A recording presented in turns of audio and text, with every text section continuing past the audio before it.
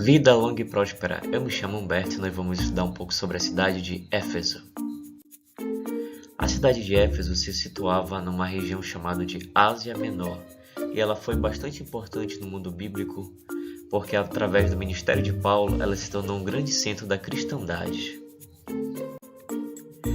Primeiramente, essa cidade ela foi uma colônia da Grécia. Posteriormente, com a ascensão do Império Romano, ela ficou sob seus domínios e hoje ela faz parte do país chamado Turquia. A cidade de Éfeso ela começou a sua ascensão e seu crescimento a partir da República Romana no ano de 129 a.C. e por muito tempo ela foi considerada a segunda maior cidade do Império Romano. Uma das características principais dessa cidade era uma construção chamada do Grande Templo da deusa Diana, ou então Artemis. Essa construção era uma das 7 maravilhas do mundo antigo. Outro importante monumento e construção da época era a Biblioteca de Celso, ruína esta que está possível de visitação até o dia de hoje. Outra característica dessa cidade é um teatro suntuoso que comportava muitas pessoas. Nesse teatro cabia aproximadamente 25 mil pessoas sentadas. Na época apostólica, a população da cidade de Éfeso gerava em torno de 400 mil pessoas a 500 mil pessoas. Voltemos agora para falar um pouco sobre o templo da deusa Diana. Era um local de culto e esse templo atraía muitas pessoas, o que no final das contas acabou sendo uma coisa boa. Algum tempo antes do apóstolo Paulo chegar na cidade de Éfeso, um judeu chamado Apolo começou a pregar. A Bíblia diz que ele era poderoso em palavras e era versado no Antigo Testamento. E ele pregava a salvação através do arrependimento por meio dos ensinamentos do profeta João.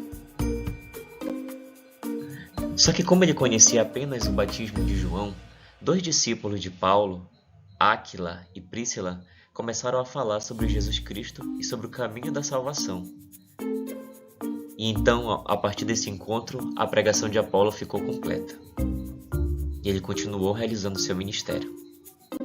Algum tempo depois, quem chegou na cidade foi o apóstolo Paulo, e já sua pregação era como de Jesus Cristo: arrependa-se, pois está próximo o reino.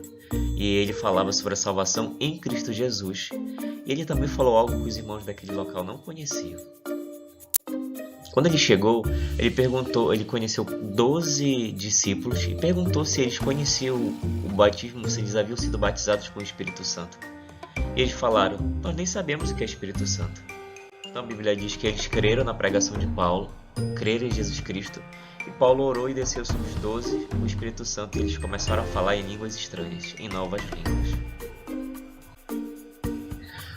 Durante 3 meses, quando Paulo chegou na cidade, assim como ele fazia em muitas outras cidades, ele partia para a sinagoga do local e pregava por seus irmãos judeus. Mas da mesma forma como acontecia em outras cidades, lá em Éfeso ele foi rejeitado pelos seus irmãos e acabou dizendo que ele iria pregar para os gentios.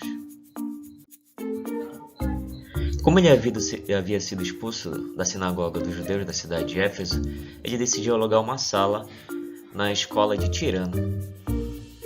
E a partir de lá ele começou a pregar aos irmãos, foi o local de encontro.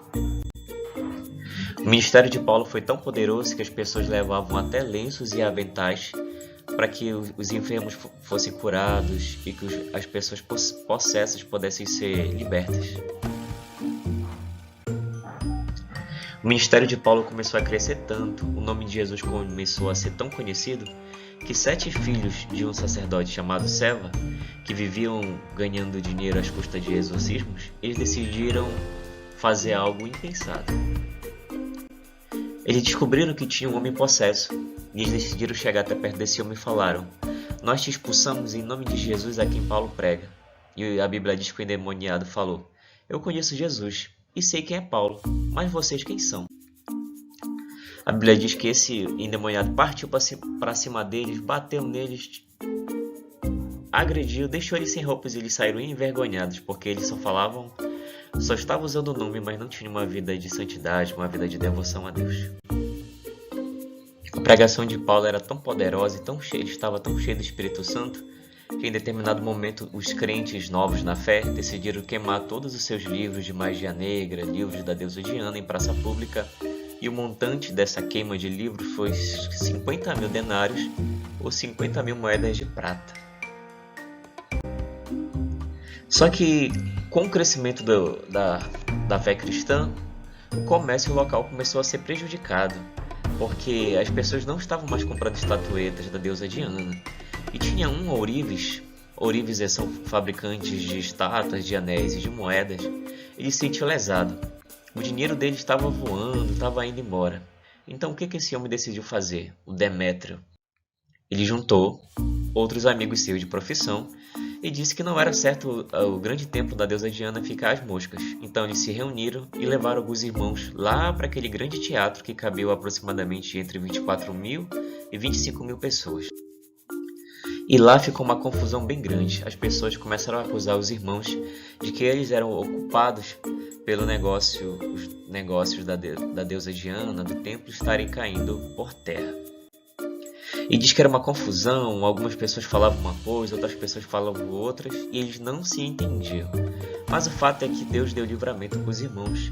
Paulo, quando ele ficou sabendo que alguns irmãos estavam no teatro, pensou em ir lá, mas ele foi persuadido por outros irmãos que não era uma coisa boa para se fazer. Então, o secretário da prefeitura foi até aquele local, onde as pessoas ficaram falando por 2 horas: grande é a Diana dos Efésios, grande é a Diana dos Efésios.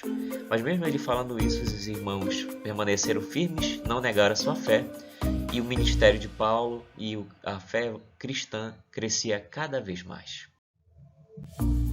Antes de terminarmos, uma última informação.